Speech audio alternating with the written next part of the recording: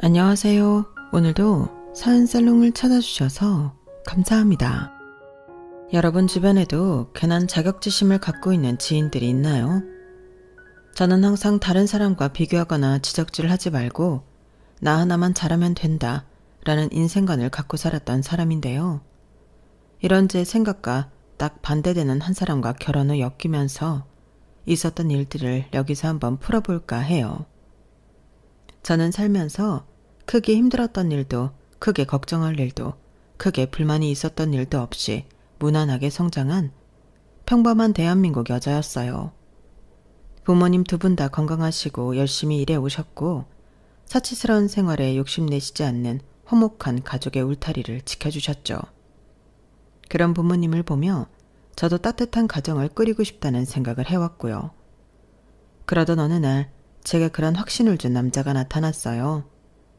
우연히 친구와 놀다가 건너 알게 된 그는 반듯한 인상에 다정한 말투, 배려가 몸에 밴 사람이었죠. 연락처를 교환한 뒤로는 제가 오히려 더 적극적으로 그 남자를 쫓아다녔어요. 남자 역시 그런 저를 선뜻 받아주었고 저희는 교제 1년 만에 결혼을 약속했어요. 재은아, 너는 결혼하면 어떤 가정을 꾸리고 싶어? 나는 우리 부모님 같이. 부모님처럼? 어떠신데? 나는 태어나서 지금까지 두 분이 싸우는 모습을 거의 본 적이 없어. 두 분이서 아직도 손깍지 끼고 다니실 정도니까. 둘이 정말 사랑하셔. 우리 집이 뭐 엄청 돈이 많은 것은 아니지만 그동안 성실히 직장생활을 해오셨고 나랑 재진이 낳고 오순도순 행복하게 잘 사셨지. 큰 부를 바라는 것보다 옆에 있는 사람의 소중함을 알고 현재 이 시간을 충만하게 살아가시는 그 모습이 난 진짜 멋있다고 생각하거든. 나도 그렇게 가족을 꾸리고 살고 싶어. 정말 배울 것이 많은 분들인 것 같아. 저와 생각이 같았던 현수 씨 역시 화목하고 따뜻한 가족이 되어주겠다며 약속했고 그렇게 우리는 부부가 되었어요. 현수 씨 집안 역시 큰 어려움 없이 성실한 부모님 밑에서 형제가 자란 케이스였어요. 현수 씨 동생은 몇 년 전 먼저 결혼했는데 제가 처음 시댁에 인사 간 날에 서방님 내외가 함께 자리했어요. 서방님은 둥글둥글한 현수 씨와 반대로 아주 선이 굵고 조각 같은 외모의 소유자였어요. 젊었을 때는 잠깐 모델 일도 아르바이트로 하고 데뷔 제안도 꽤 받았었다고 하더군요. 그래서 그런지 서방님 옆에 동서되는 사람 역시 눈에 띄는 이목구비와 날씬한 몸매가 화려해 보였어요. 안녕하세요. 현수 씨랑 결혼하게 될 주재은이라고 해요. 안녕하세요. 형수님이라고 불러도 되죠? 네? 조금 창피하기는 한데. 그때 옆에 있던 동서가 큰 소리로 물었어요. 얼굴 자연산이에요?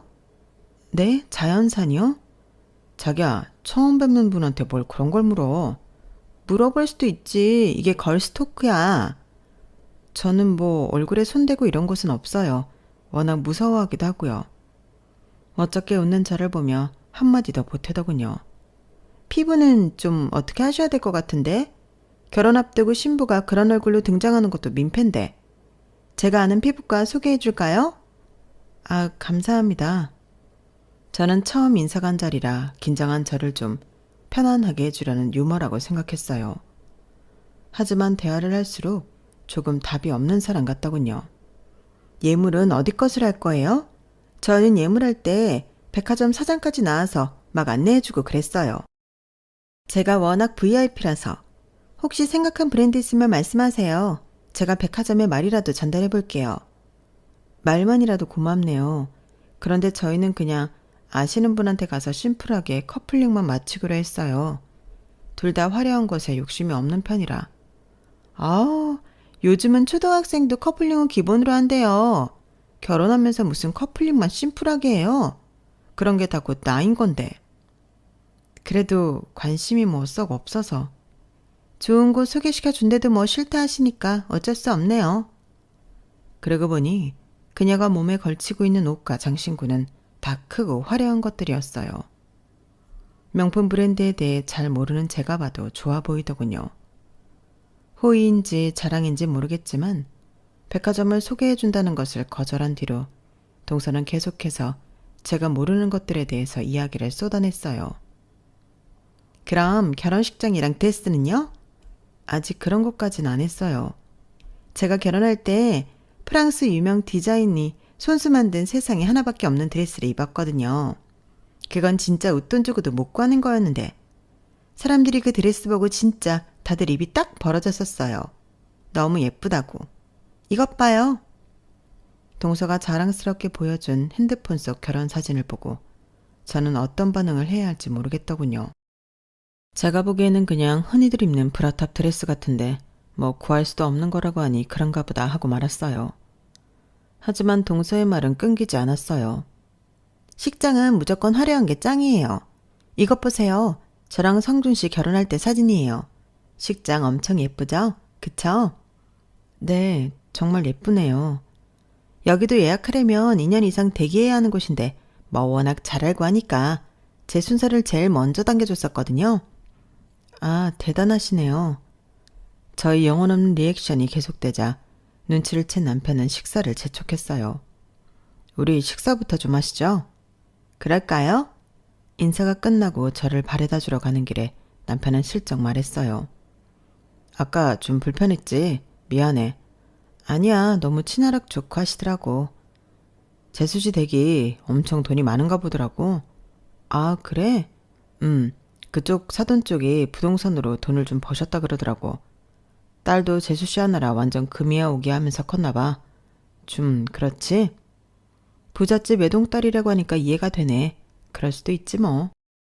그때까지만 해도 제 결혼 생활에 철부지 동서가 그렇게까지 영향을 끼칠 줄 몰랐어요. 저와 남편은 큰 문제 없이 결혼 준비를 이어갔고 드디어 디데이가 되었어요. 주인공이 된 기분이 나쁘지 않더군요. 지인들의 칭찬이 끊이지를 않았어요. 어머, 재은아, 너무 예쁘다. 천사인 줄 알았어. 너 진짜 예쁘다. 신랑이랑 신부가 어쩜 저렇게 잘 어울려? 세상 부러운 커플이네.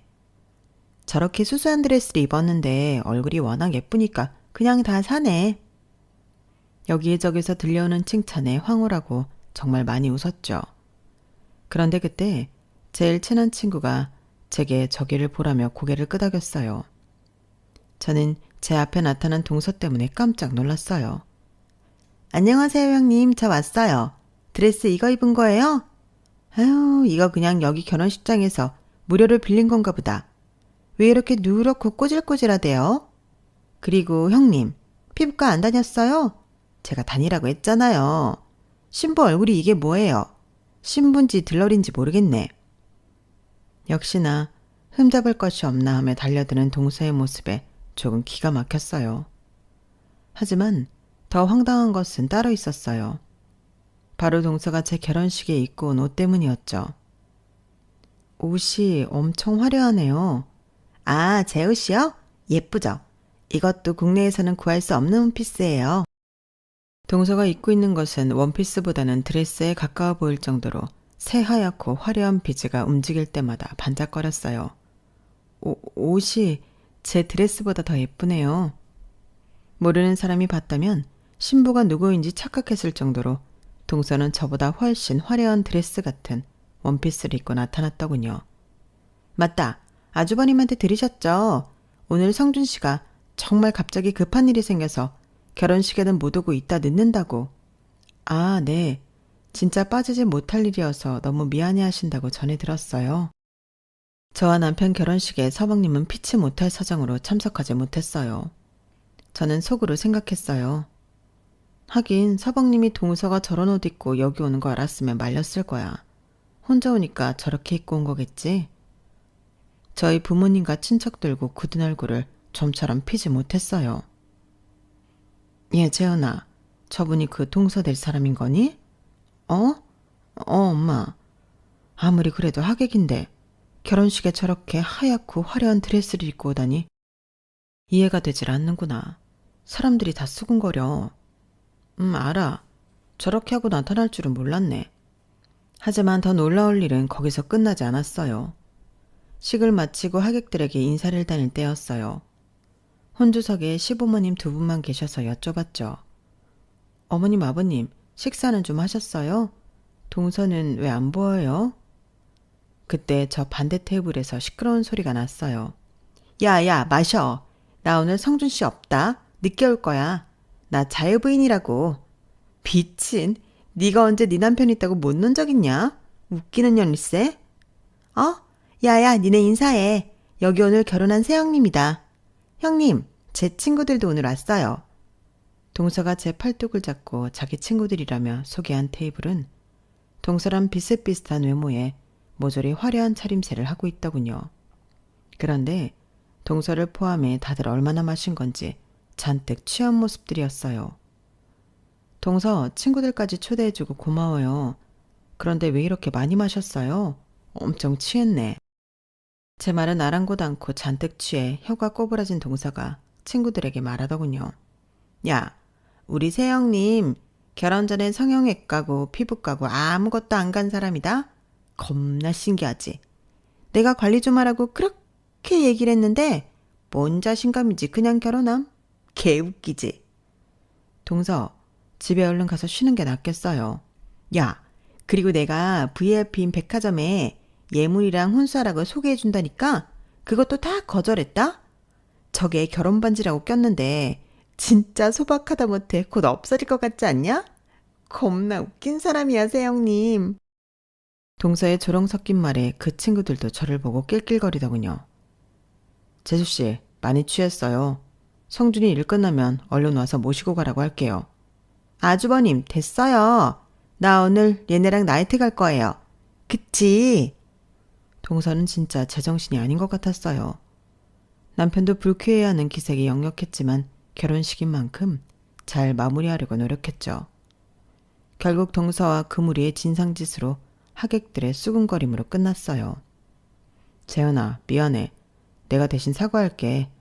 재수씨가 저렇게까지 막무가내는 애는 아니었는데 왜 그러는지 모르겠다. 괜찮아. 오늘은 좋은 날이니까 얼굴 붉히지 말고 넘어가자. 아, 하필 이런 날 성준이도 없어서 더 골치네. 동서는 그렇게 만행을 저질러 놓고 그 후로 사과도 없더군요. 이제 새 식구가 되었는데 굳이 지나간 일 꺼내서 뭐 하나 싶어 저도 그냥 넘어갔죠. 결혼하고 얼마 지나지 않아 압구정 쪽에 볼 일이 있어 갔었어요. 형님. 저를 부르는 소리에 고개를 돌려보니 동서가 반딱반딱한 얼굴을 하고 양손 가득 쇼핑백을 들고 서 있더군요. 동서, 여기서 다 만나네요. 우연히 마주친 동서와 커피 한잔 하기로 하고 자리를 잡았어요. 형님이 압구정에 웬일이에요? 형님이랑 이 동네 부조와 쩌는데? 뭐가 재밌는지 혼자 낄낄거리며 동서가 물었어요. 아, 누구 좀 잠깐 만나러 왔어요? 난 쇼핑 좀 잔뜩 하고 피부과 가서 관리받고 오는 길이에요. 아, 어쩐지 피부에서 막 빛이 나네요. 형님은 내가 그렇게 관리 좀 받으라고 해도 말도 안 듣고 막 결혼한 새댁인데 아줌마 소리 듣겠어요. 동서의 모욕적 발언이 또 시작됐구나 하고 속으로 생각하고 있을 때 함께 커피를 마시러 가자고 했어요. 여기 근처에 제가 잘 아는 카페 있는데 얼마나 고급인지 커피 한 잔에 3만 원이에요. 제가 쏠게요. 세상에 10,000원 넘는 커피도 들어본 적이 없는데 3만 원이라니 무슨 금치를 해놨나 싶었어요. 카페에 자리를 잡고 앉자 동서는 뭐가 그렇게 궁금한지 또 이것저것 묻기 시작했어요. 형님, 아기 가질 거예요? 네, 아기를 낳는 건 우리 두 사람이 진짜 가족이 된다는 뜻이니까요. 가족? 굳이 아기까지 낳아가면서 그런 거 확인해야 되나? 동서는 결혼한 지 3, 4년 됐다고 들었는데 아직 자녀 생각 없어요? 제가 묻자 동서는 아주 날카로운 목소리로 대답했어요. 미쳤어요? 애를 왜 낳아요? 네? 왜 낳나요? 형님, 저 몸에 좋은 거 먹고 매일 필라테스를 3시간씩 하는 사람이에요. 이 몸매 계속 유지하려고요. 그런데 무슨 임신이에요. 몸 망가지게. 애 낳은 여자들 봐요. 그게 무슨 몸이야. 말 그대로 몸뚱아리지. 그럼 몸매 망가질까봐 임신을 안 하겠다는 거예요? 당연하죠. 난 애보다 내 몸매를 선택한 거죠. 그리고 어차피 내가 애도 별로 안 좋아해요. 저는 조금 당황했어요. 자기 몸매가 망가질까봐 아이를 갖지 않는다는 사람은 처음 봤거든요. 그럼 서방님도 동서 생각이랑 같은 거예요? 아, 몰라요. 가끔 애 얘기하는데 그럴 때마다 내가 이혼해버린다고 윽박 지르니까 또 좀 잠잠해요. 웃기죠? 뭐가 웃긴 건지 모르겠지만 아무렇지 않게 그런 얘기를 하며 웃는 동서에게 전보다 더 거리감이 느껴지더군요. 그때 저희 테이블 옆을 뛰어가던 꼬마아이가 넘어졌어요. 저는 얼른 일어나 아이를 일으켜주며 말했어요. 괜찮아? 다치지 않았어? 아이는 놀랐는지 울기 시작했어요. 아이 시끄러워. 왜 여기서 울고 난리야? 야, 너 빨리 니네 엄마한테 가. 동서는 다 들리는 목소리로 짜증을 내며 말했어요. 마침 화장실을 다녀오던 아이 엄마가 우는 아이를 발견하고 달리기 시작했어요. 엄마, 내가 넘어지니까 이 누나는 나 일으켜줬는데 여기 이 아줌마는 나한테 빨리 가라고 소리 질렀어. 아이의 말 한마디에 동서의 얼굴이 싹 굳는 것이 느껴졌어요. 뭐? 아줌마? 넌 내가 아줌마로 보여? 여기는 이쪽은 왜 누난데? 아니 우리 애한테 지금 뭐라 하는 거예요? 아이 엄마는 아이 손을 잡고 화를 내며 자리를 떠났어요. 아씨 왜 이렇게 미친 것들이 많어? 뭐? 아줌마? 진짜 가서 죽여버릴까? 동서 왜 이렇게 화가 많이 났어요? 진정해요. 형님 같으면 지금 진정하게 생겼어요? 저보고 아줌마라는데. 전 도통 이해가 가지 않았죠. 아이의 그 말 한마디로 그렇게까지 화를 내고 짜증을 부릴 줄은 말이에요. 기분 나빠서 못 앉아있겠네. 저 먼저 갈게요. 동서. 그날 갑자기 저를 카페에 혼자 남겨놓고 간 동서가 어딜 갔는지는 나중에 알았어요. 한 달 후 시아버님 생신이라 다 같이 모인 식사 자리에서 동서는 이상하게 다른 얼굴을 하고 있더군요. 괜한 말했다가 곤란해질까 가만히 있었는데 동서가 먼저 다가와 말 걸더군요. 형님, 나 어때요? 네? 뭐가요? 나 달라지지 않았어요? 아, 좀 달라진 것 같은데 정확히 잘 모르겠어서. 내가 그날 그 싸가지 없는 꼬마 때문에 얼마나 열받았는지 알아요? 누구 보고 아줌마래. 그래서 그날 바로 성형외과 가서 얼굴 손 좀 봤어요. 어때요? 어색하지 않고 자연스럽죠? 저는 그제서야 알겠더군요. 곧 터질 것 같은 맨들맨들한 이마, 웃을 때 더 도드라지는 광대, 순대라고 해도 믿을 만큼 더 두꺼워진 입술, 각도기같이 정확하고 날카로워 보이는 턱까지. 동서는 전보다 훨씬 부자연스러운 얼굴을 자랑스럽게 내밀고 있었어요. 저는 속으로 경악했어요. 그날 꼬마가 동서를 아줌마라 불러서 바로 성형외과로 달려갔다는 것이 굉장히 일반적이지 않으니까요. 동서는 생각보다 예민하고 열등감이 심하다는 것을 알게 되었어요. 동서의 행동이 밉지는 않았지만 괜히 불편하고 오히려 안쓰럽기까지 했어요. 지금도 충분히 예쁘고 좋은데 자꾸 뭐 때문에 본인을 저렇게 극한으로 몰아가는지. 나중에 남편에게도 말했는데 남편은 놀라운 말을 하더군요. 재수 씨가 집안 환경도 그렇고 워낙 과시욕이 있다는 것은 어느 정도 알고 있었는데 이상하게 재현이 네가 들어온 뒤로 그게 더 심해진 것 같아. 내가 결혼한 다음에? 그냥 그렇게 느껴져. 왜? 동서는 저렇게 예쁘고 날씬하고 돈도 많고 남부러울 게 없는 사람인데 내 와이프라 그런가? 뭐라 해야 되지? 재현이 너는 그냥 가만히 있어도 뭔가 큰 아우라가 있어. 재수 씨처럼 명품을 걸치지 않고 화장도 거의 안 하고 하지만 뭔가 다른 격이 있단 말이야. 격은 무슨 격이야. 진짜야. 아버지랑 어머니도 슬쩍 그런 얘기 있었다니까. 결혼식에 왔었던 친척들, 친구들도 다 재현이 너는 화려하지 않아도 너 자체만으로 뭔가 고급스럽고 한 번 더 쳐다보게 되는 매력이 있어.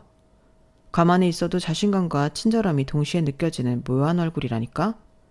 재현이 너는 네 매력을 너무 몰라. 남편이 그렇게 칭찬해주니까 고맙네. 장난 아니고 진짜야. 그런데 그걸 나만 느끼는 것이 아니라니까. 재수씨도 뭔가 느꼈을 거야. 아무리 화려하게 치장하고 꾸며도 너처럼 될 수 없는 벽을. 그러니까 자꾸 다른 방법으로 네 마음을 안 좋게 만드는 거 아닐까? 차 안에서 저는 곰곰이 생각해 보았어요. 첫 만남 때부터 제게 얼굴 평가를 했고 백화점 VIP라며 자랑부터 했던 동서의 행동을요. 그것뿐이 아니라 제 결혼식장에 와서 다른 사람들 앞에서 신부인 저를 깎아내리려고 했던 일도 말이에요. 사실 그 사이에 다른 일도 있었는데 이렇게 연결될 줄은 몰랐어요. 결혼 후 첫 명절이 되었고 저희 부모님은 시댁에 소고기며 과일을 잔뜩 보내주셨어요.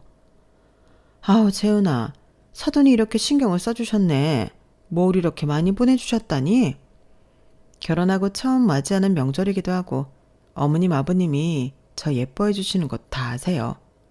항상 감사하고 새해 복도 많이 받으시라고 전해드리래요. 감사해라. 시부모님과 저의 대화를 엿듣고 있던 동서가 저를 따로 불러 말했어요. 형님, 요즘 수입산 갖고 한우라고 장난질 많이 한다고 난리던데 혹시 그런 거 아니에요? 고기도 먹어본 사람이 잘 안다고 잘 아는 사람이 사야 돼요. 과일도 포장 보니까 그냥 시장에서 산 거네요. 백화점에서는 저렇게 포장 안 해주는데. 친정 부모님 댁 근처에 전통시장이 있어서 거기서 구입하셨을 거예요. 자주 가는 단골이기도 하고. 단골이 등쳐먹기 더 좋은 거 알죠?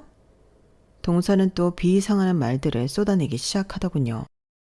저는 먹는 거 말고 그냥 가전 바꿔드렸어요. 가전이요? 고기나 과일은 어차피 명절 아니어도 평소에 실컷 먹잖아요. 명절 선물 뭐 해드릴까 하다가 냉장고 새 걸로 바꿔드리고 김치 냉장고 하나 더 넣어드렸어요. 전부 다 백화점에서 최신식으로 산 거예요. 그러고 보니 시댁 냉장고가 달라진 것 같았고 세탁실에 못 보던 김치 냉장고가 있더군요. 잘하셨네요. 돈 많이 들었을 텐데. 저는 동서의 의중이 어느 정도 파악되어 질투하지 않고 오히려 칭찬을 퍼부었어요. 역시 동서는 다르네요. 저는 거기까지 생각 못했는데 저도 이제 어른들이 진짜 필요한 걸 선물해드리려고 노력해야겠어요. 제목까지 동서가 선물해준 것 같아 다시 한번 고마워요. 제가 의외의 반응을 보이자 동서는 입을 삐죽 내밀더니 머쓱한 얼굴로 나가더군요. 그때도 동서는 어떻게든 제 선물을 깎아내리고 본인의 선물 자랑을 하려고 했던 모습이 다시 떠올랐어요. 생각났어. 명절 때도 그런 일이 있었는데. 너무 스트레스 받지 마, 재현아. 내가 재수 씨랑 만나는 자리 최대한 피하도록 해볼게. 아니면 재현이 네가 말도 좀 놓고 편하게 다가가 보는 것도 괜찮고. 그래도 나보다 먼저 결혼했다고 생각하니까 반말이 쉽게 나오지는 않네. 네가 편한 대로 해. 내가 대신 미안해. 자기가 뭘 미안해해. 나 그냥 신경 안 쓰고 지내면 돼. 착한 남편은 제게 자꾸 미안하다고 사과하며 집으로 돌아왔어요. 몇 년 뒤 저와 남편은 큰 마음을 먹고 다니던 직장에서 나와 카페를 하나 차리기로 했어요. 가게를 열기 전 저희 부부는 3개월 동안 발품을 팔아 임대료도 적당하고 위치도 괜찮은 곳을 어렵게 구했어요. 결혼 때부터 언젠가는 함께 카페를 차리자고 말해왔기 때문에 남편과 저는 회사를 다니면서도 커피와 디저트에 대해서 많이 배우고 공부하기도 했죠. 가게 인테리어도 사전에 많이 알고 업체에 접근해 비교적 저렴한 가격에 최고로 만족스럽게 진행할 수 있었어요. 드디어 우리 부부의 카페를 오픈해 소소하게 장사를 시작했어요. 오픈을 축하해주기 위해 부모님과 친구들, 전 회사 동료들 모두 들러서 격려와 응원을 해주고 갔어요. 재현아, 회사 끝나고 그렇게 커피학원 열심히 다니더니 진짜 맛있는데? 대단하다, 대단해. 디저트도 완전 색달라. 엄청 맛있어. 남편이랑 나랑 연구 진짜 많이 했어. 그런데 힘들기보다 재밌었어. 그래서 할 수 있었던 것 같아. 으이그 아주 천생연분이다. 부러워 죽겠네. 며칠 후 동서가 가게에 나타났어요. 형님 여기군요. 그 카페인지 뭔지 차린다더니 장사 좀 돼요? 동서 왔어요. 뭐 아직 그냥 그렇죠 뭐. 외제차에서 내린 동서의 손에는 커피가 들려 있었어요. 아마 예전에 같이 갔었던 3만 원 커피인 것 같더군요. 제 눈길을 의식했는지 동서는 으쓱하며 말했어요. 아, 제가 아무 커피나 못 마셔서요. 일부러 압구정 들러서 사왔어요. 기억나죠? 그때 그 카페. 아, 네. 기억하죠. 우리 집 커피도 맛있는데 한 잔 마셔볼래요? 말했잖아요. 저 아무거나 못 마신다고. 저기 케이크나 하나 줘봐요. 운동 끝나고 왔더니 배고프네요. 저는 동서에게 세 종류의 케이크를 내다 주었어요. 살찌는데 뭐 이렇게 많이 줘요? 그냥 맛만 본다 그랬잖아요. 에이, 그래도 한번 먹어봐요. 진짜 자신있게 만든 거라 그래요. 돈 안 받을게요. 오히려 너스레를 떨며 제가 말하자 동서가 눈을 내리깔며 포크를 집어들었어요. 동서는 정말 손톱만큼 세 종류의 케이크를 맛보더니 포크를 내려놓더군요. 왜요? 맛 없어요? 제 스타일은 아니네요. 그럼 빵을 좀 갖다 줄까요? 배고프다면서요. 형님, 이런 말까지는 안 하려고 했는데 이 장사 다시 생각해봐요. 맛 없다는 게 아니라 너무 평범해요. 다른 집에서도 그냥 흔하게 먹어볼 수 있는 맛이에요. 스페셜하지 않다고요. 다 형님이랑 아주버님 생각해서 드리는 말이에요. 동서는 그렇게 찬물을 끼얹고는 또각또각 하일 소리를 내며 나갔어요. 진짜 저 입에서 좋은 소리 한번 듣기 힘드네. 저는 동서의 말에 헛웃음이 나오더군요. 그 뒤로 저희 부부는 디저트를 더 파기 시작했어요. 내 입에는 맛있는데 왜 동서 입에는 그냥 그럴까? 그러게, 나도 맛있는데. 하여간 재수씨 참 어려운 사람이야. 조금 더 나은 방향으로 가기 위해 골똘히 생각하는 중에 뜻밖의 귀인을 만나게 됐어요. 아르바이트생을 새로 뽑게 됐는데 성실하고 부지런한 친구였죠. 그 모습이 너무 기특해서 저희 부부 역시 아르바이트생에게 잘 대해주었고 그 친구 역시 저희를 믿고 따르며 가족 같은 분위기의 카페가 되었어요. 사장님, 좀 먼 친척이기는 한데 사촌 언니가 베이커리랑 디저트 쪽 전문가거든요. 그 언니는 본인이 가게 안 차리고 그냥 하루에 딱 자기가 만들 수 있는 물량만 예약제로 받아서 파는 식인데 진짜 맛있다고 소문난 집이에요. 갑자기 생각나서 그러는데 거기 언니한테 한번 말해볼까요? 디저트에 진심인 저를 보며 아르바이트생인 선아가 뜻밖의 이야기를 전해주었어요. 정말? 그런 사촌이 있었어? 네, 제가 한번 알아볼게요. 먼 친척이라면서 괜찮겠어? 걱정 마세요. 얼마 후 선아에게 반가운 소식이 들려왔어요. 사장님, 저희 사촌 언니가 여기 카페로 한번 오고 싶대요. 정말? 고마워 선아야. 그렇게 선아 사촌 언니인 윤정 씨를 알게 되었고 많은 이야기를 나누었어요. 이쪽 일을 늦게 시작하셨는데 두 분이 정말 진심이고 열심히 하는 게 느껴져요. 저도 같이 일하고 싶어요. 윤정 씨는 기꺼이 함께 일하고 싶다 해주었고 저희 부부는 천군만마를 얻은 것 같았어요. 그렇게 저희 카페는 윤정 씨 덕분에 더 입소문이 나서 매출이 껑충 뛰기 시작했고요. 뜻밖의 인연이 이렇게 많은 복을 가져다 줄지 생각도 못했죠. 그렇게 힘들지만 기쁘고 감사한 하루하루를 보내고 있었어요. 한창 카페가 잘 되고 있을 때쯤 50m 정도 떨어진 곳에 새로운 카페가 들어온다는 정보를 들었어요. 다 같이 잘 되면 좋겠지만 솔직히 우리 카페와 너무 가깝다고 생각하긴 했어요. 오며 가며 슬쩍 곁눈질로 봤는데 우리 카페와는 비교도 안 될 정도로 큰 2층 구조에 형형색색 화려하고 비싸 보이는 인테리어가 돋보이더군요. 괜히 손님을 많이 뺏길까 긴장감도 들었지만 저희 부부 선아 윤정 씨까지 더 똘똘 뭉쳐 열심히 하기로 했죠. 그 카페가 오픈하던 날 저와 남편은 기절할 뻔했어요. 카페 주인이 바로 동서였던 거예요. 동서, 재수씨. 어머, 아주버님 형님, 안녕하세요. 이 카페 동서가 차린 거였어요? 네, 돈 좀 드렸어요. 괜찮죠? 갑자기 여기에 카페는 왜? 그리고 아무 말도 없었잖아요. 제 카페 차리는데 형님한테 일일이 보고해야 돼요? 지금 성준 씨도 해외에 나간 지 오래돼서 저희가 차린 줄도 모르는데. 서방님은 당시 일 때문에 해외에 꽤 오랫동안 머무는 상태였고 아무 인원도 없이 자기 부모한테 도움을 받은 동서는 무턱대고 카페를 차린 것이었죠. 동서 말대로 저희한테 카페를 열 거라고 뭐 알릴 필요는 없지만 그래도 이렇게나 근접한 위치에 이렇게나 의리의리하게 차렸다는 것이 이해할 수 없었어요. 저나 남편은 둘 다 너무 황당해 할 말을 잃었어요. 더 기가 막힌 일은 나중에 알고 보니 우리 카페에 윤정 씨가 만든 디저트를 그대로 모방해 팔고 있더군요.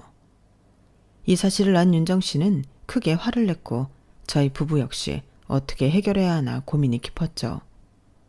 동서의 카페가 개업하고 확실히 저희 쪽에 매출이 좀 줄기는 하더군요. 아무래도 같은 카페지만 저희같이 소박한 카페보다 그쪽에 화려하고 예쁜 카페가 사람들의 이목을 더 쉽게 끌 테니까요. 동서는 아예 작정하고 SNS 사진 스팟이라며 어린 친구들이 좋아하게끔 만든 것도 있었어요. 오랜 단골은 여전히 저희 카페를 찾아주었지만 새로 오는 손님은 거의 동선이한테 뺏기다시피 하고 있었죠. 남편은 서방님에게 이 곤란한 상황을 얘기했지만 해외에서 너무 바빠 서방님도 딱히 어쩔 도리가 없었어요. 시부모님 역시 저희와 동선의 사이가 언제 틀어질지 몰라 노심초사하고 계셨고요. 저는 같은 가족인데 여러 사람의 마음을 불편하게 하고 있다는 사실이 너무 괴로웠어요. 그러던 어느 날 지역 커뮤니티에 동서의 카페 이야기가 올라왔어요. 아르바이트생들에게 대단한 갑질을 하고 돈으로 입막음을 하고 있었더군요. 한 아르바이트생이 동서의 모욕을 견디지 못하고 뛰쳐나와 쓴 글이었어요. 땡땡 카페 사장님인 강모 씨는 시급의 2배를 쳐주겠다며 아르바이트생을 모집했습니다. 당연히 경쟁률이 셀 수밖에 없었고 합격한 아르바이트생들은 운이 좋다며 들떠 있었습니다. 저 역시 그 중에 한 명이었고요. 하지만 그게 지옥의 시작이었습니다. 사장님은 돈을 더 많이 주는 대신 저희에게 모욕적인 언사를 하거나 무시하는 태도를 보였습니다. 한 번은 제가 너무 아파서 결근을 했는데 사장님은 전화로 돈도 많이 받아가면서 농땡이나 피운다며 저희 부모님 욕까지 하였습니다. 게다가 사장님은 이 근처 유명한 카페에 디저트 레시피를 도용했습니다. 그 카페의 메뉴를 전부 주문했었고 사람을 시켜 맛을 분석하고 똑같이 만들게 했습니다. 저희 모두 그 사실을 알았지만 돈을 더 주면서 입을 막았습니다. 항상 본인의 부유함을 자랑하곤 했었는데 왜 그런 짓까지 하면서 이 카페를 영업하는가 이해할 수 없었습니다. 이 카페가 아니어도 충분히 돈은 많은 것 같았으니까요. 아무도 그 이유를 묻지는 않았지만 저희가 추측하기로는 옆 카페를 망하게 하려는 의도가 아니었을까 합니다. 저는 그동안 땡땡 카페에서 일하면서 받았던 스트레스로 정신과까지 다니고 있습니다. 저는 그만두었지만 집안이 경제적으로 어려운 친구들은 아직 그곳에서 사장님의 모욕을 참아가며 일하고 있습니다. 자신의 위치와 돈을 이용해 아르바이트생을 괴롭히고 주변 상권에 해악이 되는 땡땡의 강 사장을 고발합니다. 커뮤니티의 글은 삽시간에 퍼졌고 일은 걷잡을 수 없이 커졌어요. 그러다 정말 동서와 손절하게 되는 결정적 사건이 있었어요. 동서 카페 고발 사건 다음 날 동서는 우리 카페 문을 부실 듯한 기세로 열고 들어왔어요. 여기 나와보세요. 큰 소리에 나가보니 동서가 씩씩거리며 서 있었어요. 동서, 무슨 일이에요? 내가 그렇게 우습게 보여요? 이렇게 치사한 방법으로밖에 날 이길 수 없을 것 같죠? 무슨 말인지 못 알아듣겠어요. 우리 아르바이트생 꼬디 같잖아요. 네? 그만둔 애 꼬셔서 이상한 글이나 올리게 하고 돈 얼마 줬길래 걔가 제 아이디 팔아가면서 글 썼대요? 액수나 한번 들어봅시다. 동서, 무슨 큰 오해가 있나 본데. 그놈의 동서 소리 좀 집어치우고 걔가 쓴 글에 내 사진까지 붙여놔서 지금 가는 데마다 욕먹고 있어요. 나 이렇게 만드니까 이제야 속이 후련해요? 저도 더 이상 참지 않고 목소리를 높였어요. 그래, 당신 이제 내 동서도 아니야. 머리가 어떻게 꼬여있으면 우리가 그런 계획을 했다고 생각하는 거야? 항상 이런 식으로 살아왔어? 그 피해의식을 왜 여기 와서 풀고 난리야? 결혼하고 그래도 당신이랑 가족이 됐다고 생각하고 어떻게 하든 그냥 넘겼어. 드라마에서처럼 형님이랑 동서랑 원수지면 현수 씨랑 서방님은, 어머님 아버님은 괜히 객식구 잘못 들어와서 집안 뒤집어 놨다고 할까봐 그냥 가만히 있었다고. 당신은 그런 생각 해본 적이라도 있어? 무섭게 소리 지르는 제 모습을 처음 본 동서와 다른 사람들은 놀라 아무 말도 못하고 있었어요. 처음 인사 왔을 때부터 진짜 마음에 안 들었어. 뭐가 잘나서 고개 빳빳이 들고 내가 충고하는 걸 다 튕겨? 처음부터 아주 재수없었어. 그쯤 되니 동서도 이제 막 나가는 것 같았어요.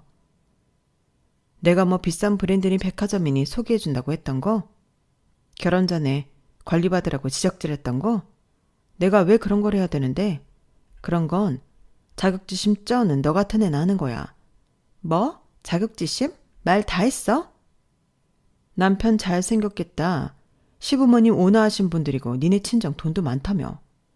너 필라테스인가 뭔가 맨날 해서 몸매 잘 갖고 놓고 얼굴 쌍판대기 고치고 싶은 대로 다 고치고 살면서 도대체 뭐가 모자라서 나한테 시비질인데? 우리 카페 여기서 장사 잘 되니까 너 배알 꼴려서 그 가게 차린 거잖아. 우리 디저트 레시피까지 훔쳐가면서. 그런데 이제 나를 뒤에서 사람이나 조종하는 음흉한 인간으로 몰아? 내가 너한테 뭘 그렇게 잘못했니? 난 너한테 경쟁심 같은 거 1도 없는데 넌 왜 혼자 난리야? 네가 나한테 뭘 느꼈는지 모르겠지만 넌 내 급이 아니야. 난 너랑 격이 다른 사람이라고. 알겠어? 저는 전에 남편이 제게 해줬던 칭찬까지 생각해 공격했어요. 그동안 화라는 감정을 잘 모르고 살았던 저인데 한번 우라가 치미니까 저 스스로도 놀랄 정도로 변하더군요. 하지만 뭔가 그렇게 쏟아내니까 속은 시원했어요. 알게 모르게 결혼하고 그동안 동서가 보인 무례한 태도가 저도 마음에 걸려 있었나 봐요. 급이 다르다는 말에 동서의 눈꼬리가 더 올라갔어요. 급? 격? 지금 네가 누구 앞에서 그런 걸 따져? 너야말로 나랑 급을 운운할 자격이 있다고 생각해? 난 여태까지 그런 생각하면서 살지 않았다고. 그런데 네 자신을 봐봐. 항상 나 의식하면서 뭐든 더 많이, 뭐든 더 화려하게, 뭐든 더 삐까뻔쩍하게 하려고 발악했잖아. 뭐? 발악? 발악이라고 했어? 내가 솔직하게 말해줄까? 그동안 네가 하는 짓거리 보면서 진짜 질투심 난 적 단 한 번도 없어. 오히려 네가 불쌍하고 안타깝더라. 뭐? 불쌍? 이게 진짜 미쳤나? 눈에 뵈는 것이 없는 동서는 드디어 제 앞에서 손까지 올리더군요. 재수씨, 그만합시다. 남편의 만류에도 쉽게 흥분을 가라앉히지 못하고 동서는 계속 꽥꽥 소리를 질러댔어요. 그날 저녁 남편은 곧장 시댁으로 달려가 시부모님께 이 모든 사실을 알렸어요. 시부모님 역시 항상 동서가 무슨 일을 벌일까 조마조마했다며 적극적으로 중재하지 못했던 당신들이 미안하다며 사과했다고 하시더군요. 그 일로 아직 일정이 남아있던 서방님은 계획보다 일찍 한국에 들어오게 되었고 저와 남편 앞에서 진심으로 미안해했어요. 형수님 정말 죄송해요. 집사람이 철이 없는 줄은 알았지만 이 정도로 개념 없이 굴지 몰랐어요. 카페 차린 것도 저한테 말 한마디 안 하고 장인어른한테 돈 받아서 열었더군요. 제가 진작 알았으면 못하게 말렸을 거예요. 진짜 면목 없고 죄송합니다. 아니에요. 서방님만 중간에서 곤란하게 만든 것 같아 저야말로 죄송해요. 그 뒤로 저는 동서와 완전히 발길을 끊었고 한동안은 서방님과도 연락을 자주 하지 않았어요. 그렇게 2년이라는 시간이 또 흘렀고 카페는 전보다 더 문전성시를 이루어 눈코 뜰 새 없이 바쁘게 보냈어요. 손님들의 많은 요청으로 가게도 더 크게 확장했고 직원 수도 많아졌죠. 그리고 더 좋은 소식은 저희 부부에게도 아기 천사가 찾아왔답니다. 다음 달에 세상에 나오는 딸을 만날 생각을 하니 너무 기쁘고 행복하네요. 간혹 들려오는 서방님과 동선에는 꽤 좋지 않은 듯 했어요. 2년 전 그 사건 이후로 둘 사이는 계속 마찰이 생겼고 지친 서방님이 먼저 이혼을 제안했다고 하더군요. 그즈음 동서의 친정에서 무리하게 부동산 투자를 진행하다 많은 빚을 지었다고 해요. 한순간 벼락부자에서 알거지가 된 동선의 친정은 이제 더 이상 동서를 도와주기는커녕 입만 벌리며 돈 구해달란 소리만 한다고 하더군요. 동서의 사치 욕심도 끝이 났고 서방님에게 버림받을까 벌벌 긴다는 얘기를 들었어요. 저는 동서가 얼마나 예쁘고 좋은 것들을 많이 가졌는지 스스로 깨우쳤으면 좋겠어요. 눈에 보이는 거 비싼 것들이 무조건 그 사람을 대변하는 것은 아니라는 사실을 동서가 하루빨리 깨달았으면 해요. 제 사연은 여기까지입니다. 겉모습보다 내면이 아름다운 사람이 되도록 노력해 보렵니다. 들어주셔서 감사드려요. 항상 행복하세요. 여러분, 사연 댓글에 응원과 현명한 조언 부탁드려요. 좋아요와 구독은 저에게 큰 힘이 됩니다. 오늘도 좋은 일 가득하세요.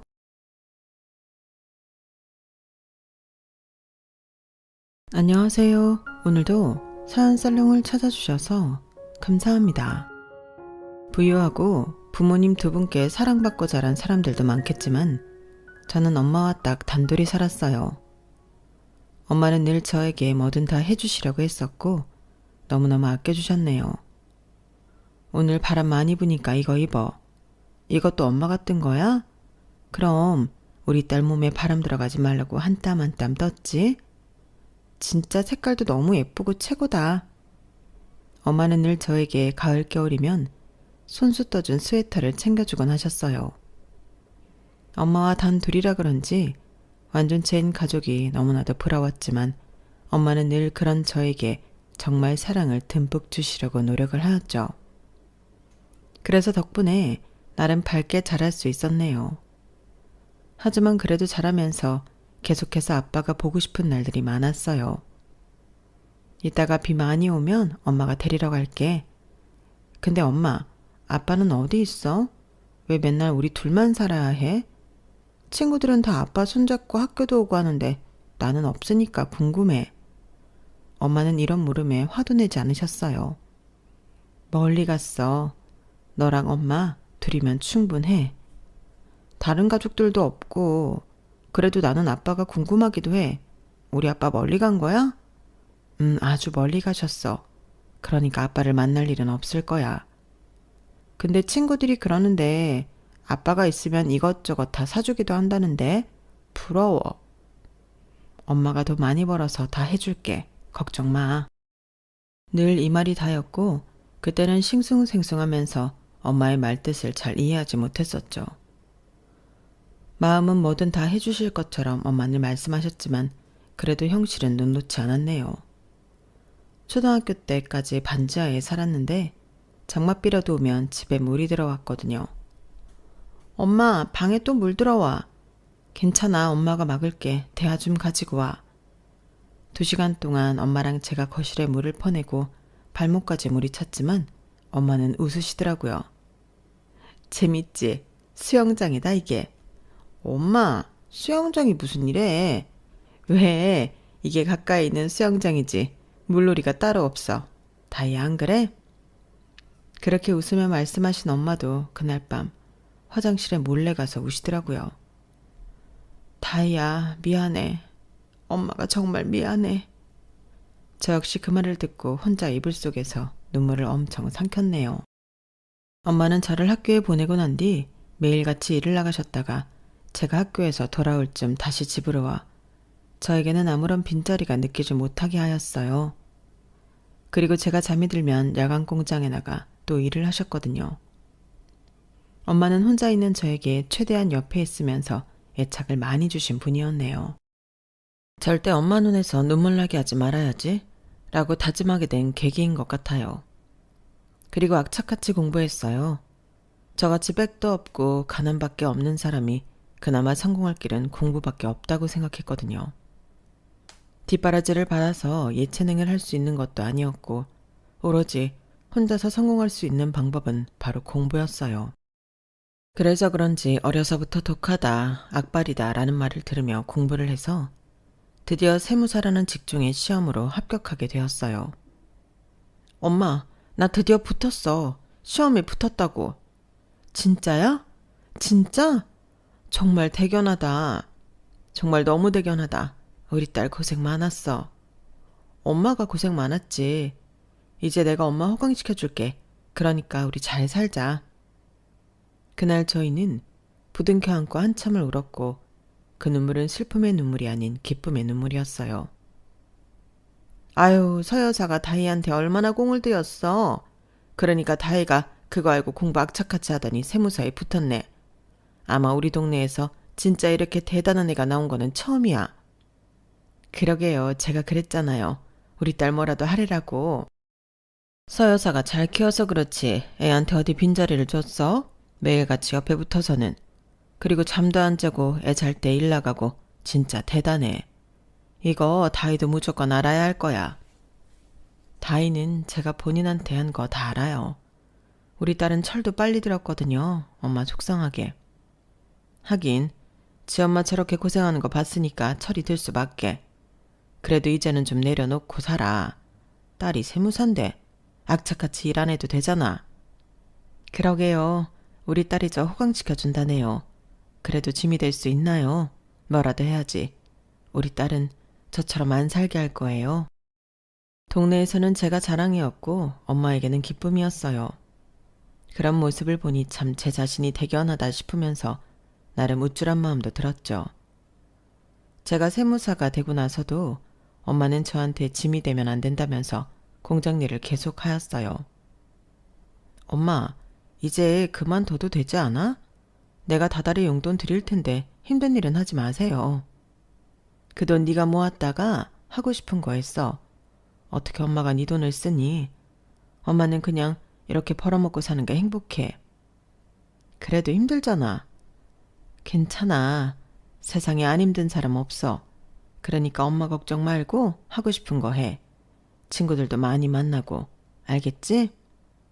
그래도 난 엄마한테 효도하고 싶어서 악착같이 공부한 건데. 알지. 엄마는 마음만으로도 너무 고마워. 엄마는 그런 분이었어요. 저에게 모든 걸 다 내어주면서도 본인은 하나도 받지 않으려고 하는 사람 말이에요. 그런 마음이 한편으론 죄송스럽기도 했지만 시간이 지나니 이런 행동들도 저에게는 자연스럽게 되더라고요. 참 자식이란 뭔지 지금 생각해보면 너무 철이 없었다고 생각이 드네요. 세무사 사무실에 취업을 하고 나서 저는 처음으로 여유란 것을 느껴봤네요. 그리고 일을 하다 고객으로 만난 손님과 연인으로 발전하게 되었는데 참 꾸밈이 없고 성실한 사람이었어요. 하지만 엄마는 그런 것도 걱정을 하셨어요. 신중하게 생각해.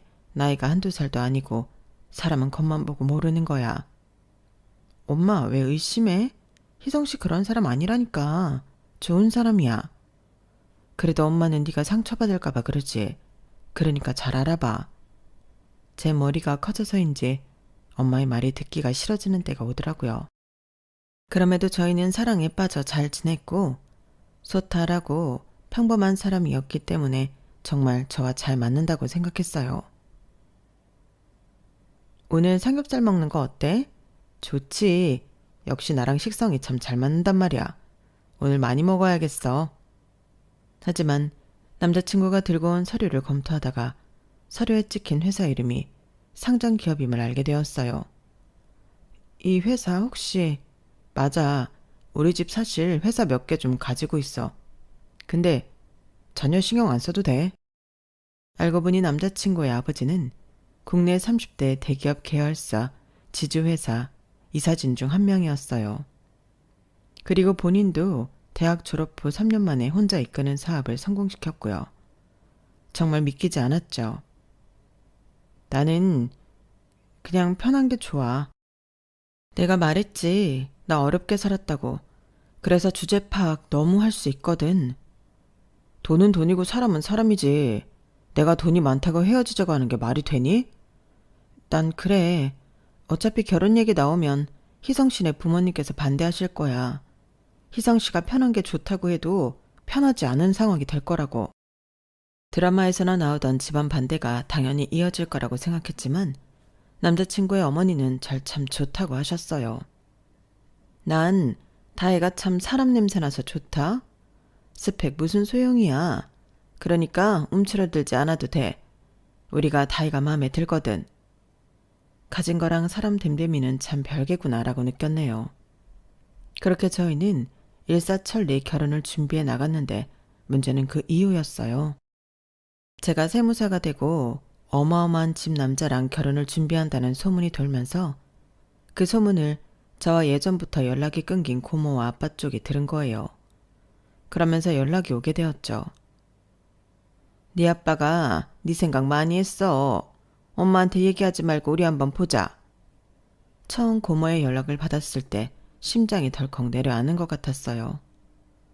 어려서 참 그리워했던 아빠였는데 이렇게 연락이 오게 되니 얼떨떨한 마음이 들었고 내가 어떻게 해야 하지? 라는 생각이 들었거든요. 이제는 아빠 손이 필요할 나이가 아니라서 더더욱 당황스러웠네요. 저를요? 이제 와서 왜 그러시죠? 나 결혼한다며 네 아빠가 그래도 하나밖에 없는 딸 손은 꼭 붙들고 들어가고 싶다고 하더라. 나도 그 말에 동의하고 우리가 너한테 염치가 없지만 우리도 사정이 있었어. 근데 네 아빠랑 우리 너 잊은 적 한 번도 없다. 네가 우리 핏줄인데 잊을 수나 있겠어? 그러니까 한번 보고 얘기하자. 만나서 설명할게. 생각 좀 해볼게요. 저도 이렇게 갑작스레 연락이 오니 당황스럽네요. 그렇게 이 사실을 당연히 엄마에게 얘기를 하게 되었네요. 엄마, 고모한테 연락이 왔어. 아빠가 한번 보고 싶다고 하네. 엄마는 어떻게 생각해? 뭐? 무슨 염치로? 안 돼. 어이가 없네 진짜? 놀랍게도 정말 엄마는 단호하셨어요. 왜? 만나지 말아야 할 이유라도 있어? 여태까지 한 번도 안 찾았어. 그런데 이제 와서 널 왜 찾겠니? 딱 뻔하잖아. 엄마 말 들어 이거사. 안 된다면 안 되는 거야. 엄마가 나 희생해서 이렇게 키워준 거 아는데 그래도 선택은 내 자유잖아. 엄마한테 얘기한 건 당연히 예의상 물어본 거야. 그런데 나 사실 만나고 싶어. 엄마는 제 말에 놀란 토끼 눈을 하였어요. 지금까지 안 만나던 아빠를 만나고 싶다고? 이제는 아빠가 필요하지 않잖아. 그래도 아빠잖아. 그동안 왜 찾아오지 못했는지 이유라도 듣고 싶어서 그래. 엄마는 제 말에 아무런 말도 하지 않았고 정말 황당한 얼굴을 하였네요. 핏줄이 이래서 무서운 건가 싶은 게 참 만나고 싶은 마음이 들었어요. 그리고 이런 말들을 상의할 곳은 제 결혼할 남자친구밖에 없었고 전 이 사실을 털어놓았네요. 어머님이 반대하는 거면 이유가 있지 않을까? 난 솔직히 다혜이가 행복하다면 어느 쪽을 선택해도 상관은 없지만 그래도 키워주신 엄마가 반대하는 거면 이유가 있을 거라고 생각해. 근데 나 한 번도 아빠 얘기 들어본 적이 없어. 솔직히 이혼 같은 경우는 두 분이 안 맞아서 헤어진 거잖아. 내가 아빠를 보지 않고 살아야 할 이유도 없었던 거고. 그래, 그건 그렇지. 그래도 어머님 마음이 안 좋으실 것 같아서 그러지. 희성 씨도 반대해? 내가 반대하고 말고가 어딨어. 다이 네가 하고 싶은 대로 해. 근데 생각 좀 잘해봐. 남자친구 또한 이렇게 얘기하니 사실 굉장히 찜찜하더라고요. 오히려 아빠가 연락이 왔다고 하면 남자친구 입장에선 좋아할 줄 알았어요. 늘 제가 한부모 가정에서 자란 것을 안타까워했던 남자친구였기 때문에 이런 제 상황을 들으면 당장이라도 만나라고 부추길 것 같았거든요. 하지만 의외로 남자친구는 뜨뜻미지근한 반응을 보였고 다들 주변에서 흔쾌한 만남을 얘기하지 않았죠. 계속해서 고민만 하고 있을 무렵이었고 그날 이후 엄마와는 아무렇지 않게 지냈지만 서로 뭔가 속마음을 꺼내놓지는 않았어요. 엄마도 실망을 하셨던 거예요. 오늘 어디 가니? 나 친구들이랑 밥 먹고 올 거야. 늦어. 몇 시에 들어오는데? 엄마는 분명 평소처럼 물어보시는 건데 괜한 짜증이 나더라고요. 엄마, 나 어른이야. 엄마가 이렇게 간섭할 일이야? 나 진짜 그러면 답답해. 엄마가 뭘 그냥 물어본 건데 갑자기 왜 이렇게 짜증이야? 너답지 않게. 엄마의 얼굴은 이미 상처가 난 얼굴이었는데 저는 계속 말을 이어갔어요. 엄마, 내 인생 내가 알아서 살 수 있어. 그러니까 하나하나 일일이 간섭 말아요. 그렇게 엄마에게 상처를 주고 문을 박차고 나갔네요. 제 사춘기가 이렇게 늦게 올 줄이야. 저도 몰랐어요. 하지만 어느 정도 엄마가 왜 걱정을 하시는지가 서서히 밝혀졌죠. 하루는 평소처럼 조용히 서류를 검토하고 있는데 밖이 시끄러웠어요. 여기 세무사 김다희라고 있나요? 전대 누구시죠? 거칠고 삭막한 소리에 깜짝 놀라 고개를 들어 쳐다봤어요. 아, 당신이 김순현 씨 딸내미구만. 알지, 당신 애비. 지금 빚이 어마어마해. 딸이 세무사라서 돈도 잘 번다는데 그럼 딸이 갚으셔야지. 안 그래? 네? 전 아빠가 누군지도 몰라요. 그렇게 발뺌하면 안 되지. 그래도 아빠인데. 천륜이 별 수 있나? 지금까지 아빠 얼굴도 모르고 자랐어요. 근데 제가 왜 이런 말을 들어야 하는지 황당하네요. 경찰 부르겠습니다. 나가세요. 당신이 딸 맞는데 무슨 경찰을 불러? 네 아버지 빚은 당연히 가족이 갚아야 하는 거 아니야? 이거 아주 뻔뻔하네. 같이 온 사람이 소리치자 사무실 사람들이 전부 저를 쳐다봤고 등에서는 식은땀까지 줄줄 나더라고요.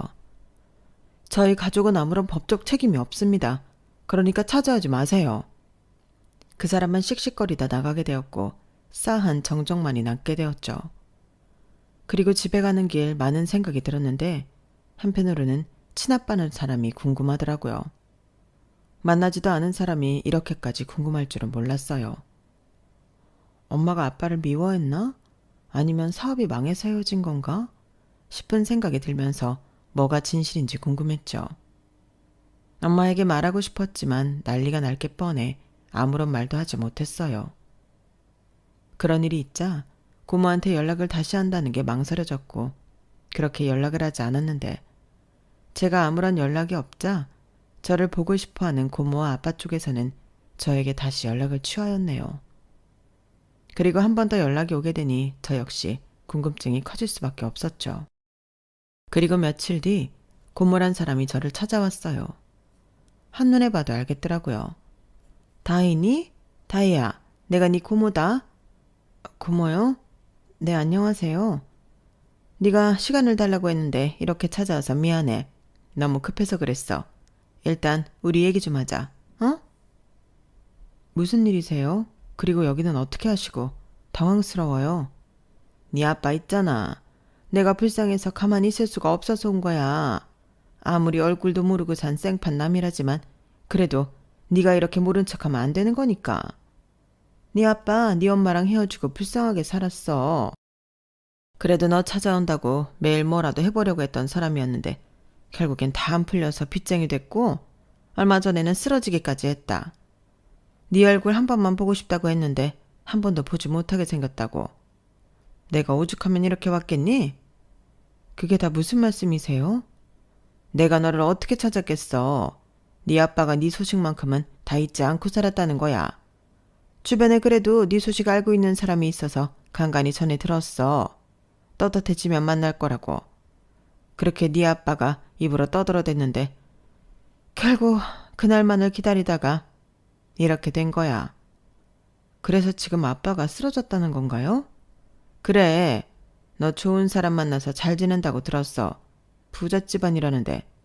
내가 염치 없지만 조금은 어떻게 안 될까? 네 아빠가 그래도 너 차려고 열심히 아둥바둥 일해서 결국 빚밖에 안 만들었지만 그러면 네가 해결해 줄 수도 있잖아. 너 사회적으로도 성공했고 또 시집갈 집도 대단하다던데. 네 아빠가 불쌍하지도 않니? 30년이 넘도록 사실 연락 한 번 없다가 갑자기 이러시는 게 사실인가 의심이 드네요. 엄마한테 아무런 말도 듣지 못해서 이게 진짜인지 가짜인지도 구분이 안 가고요. 네 아빠가 그 잘난 네 엄마 때문에 얼마나 힘들게 살았는 줄 알아? 오죽했으면 이혼했겠니? 너 하나 잘 살게 해주려고 네 아빠는 그래도 가정을 지키려고 했는데 잘 살겠다고 하는 네 아빠 무시하면서 집 나간 건 네 엄마라고. 너랑 연락도 못하게 다 끊어버리고 말이야. 네 아빠가 네 얼굴 못 봐서 얼마나 낙심하고 살았는 줄 알아? 고모는 눈물을 줄줄 흘리면서 얘기했어요. 고모, 그게 무슨 말이에요? 네 아빠 그만큼 불쌍한 사람이라는 거야. 네가 조금만 도와주면 돼. 조금만. 네 아빠잖니. 불쌍한 내 동생이기도 하고. 나를 잊지 않고 살았고 그런 아빠가 너무 안쓰러웠다는 고모였어요. 그 말 한마디에 가슴이 참 먹먹해지더라고요. 늘 아빠에 대한 그리움이 있어서 그런지 흔들렸네요. 그래서 아빠 상태가 어떤데요? 일어나지도 못하고 있어. 너 이제 곧 만날 수 있을 거라며 기뻐했는데 말이야. 빚도 빚이지만 병원비도 한두 푼이 아니야. 그러니까 이 정도는 도와줄 수 있지 않을까? 네가 딸이잖아. 일단 알겠어요. 일어나세요. 사람들이 많잖아요. 너무 다 갑작이라. 울면서 애원하는 고모를 일으켜 세웠네요. 네가 도와주면 우리도 앞으로 여느 가족처럼 지낼 수 있는 거지. 솔직히 우리가 피 섞인 가족이잖니. 네? 가족이라 참 낯설긴 하네요. 빚만 갚아주면 우리가 너 진짜 시집가도 무시받지 않도록 네 친정이 되어주마. 너 결혼할 사람도 엄청 잘 사는 애라며. 고모, 그건 제 사생활이고 잘 사는 거랑 저랑은 상관없어요. 고모도 알지? 그래도 그 시어머니 될 사람이 널 아무리 좋아한다고 했다 한들 결혼해서도 그럴 것 같아? 원래 친정 가족들이 하나도 없다고 하면 무시하는 게 사람이야. 그래서 이혼이라는 게 쉬운 게 아닌 거야. 자식 있으면 더더욱 참고 사는 거고. 내 자식한테 나중에 해코지 될까봐 말이지. 그런데 네 엄마는 그런 거 다 떠나서 그저 돈만 보고 이혼해버린 거야. 엄마가 그래도 저 참 잘 키워주셨어요. 그래? 근데 그게 네 엄마가 널 올가매고 아빠를 한 번도 안 보여준 게 문제 아니겠니? 부녀지간 인연을 끊게 했으니 말이야. 천륜 무시 못하는 거야. 엄마의 말도 들어봐야 할 것 같아요. 들어봤자야. 자기가 무슨 할 말이 있겠어.